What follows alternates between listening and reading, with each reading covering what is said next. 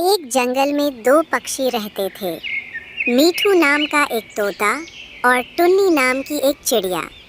दोनों बहुत अच्छे दोस्त थे और हमेशा साथ खेलते, खाते और हंसते थे।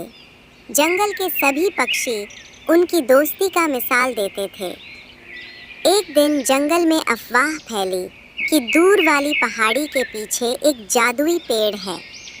उस पेड़ पर सुनहरे फल लगते हैं जिन्हें खाने से कोई भी पक्षी कभी बीमार नहीं पड़ता और हमेशा खुश रहता है।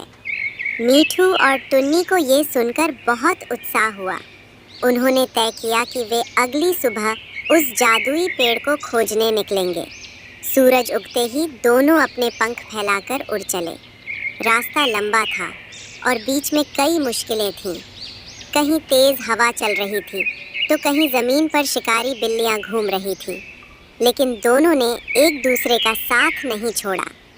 अंत में वे पहाड़ी के पास पहुँचे। वहाँ सच में एक चमकता हुआ पेड़ खड़ा था जिसकी शाखाओं पर सुनहरे फल लटक रहे थे।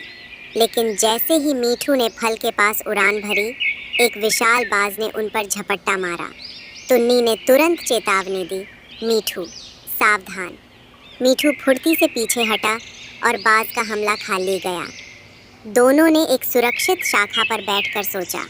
टुन्नी ने कहा, शायद ये पेड़ जादुई तो है, लेकिन इसकी रखवाली कोई कर रहा है। हमें चालाकी से काम लेना होगा। मीठू को एक तरकीब सूझी।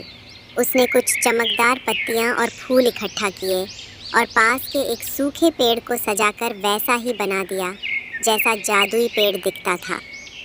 बाज की नज़र जैसे ही उस नकली पेड़ पर पड़ी, वह उसी तरफ उड़ गया। अब मौका देखकर मीठू और टुन्नी जल्दी से असली पेड़ की ओर बढ़े और दो सुनहरे फल तोड़ लिए। वे तुरंत जंगल लौट आए और रास्ते में बाकी पक्षियों को भी बताया कि जादुई चीज़ें पाना आसान नहीं, समझदारी और टीम वर्क बहुत ज़रूरी है। जंगल में जश्न मना। मीठू और टुन्नी ने अपने फल सबके साथ बांटे और सब ने मिलकर खुशी मनाई।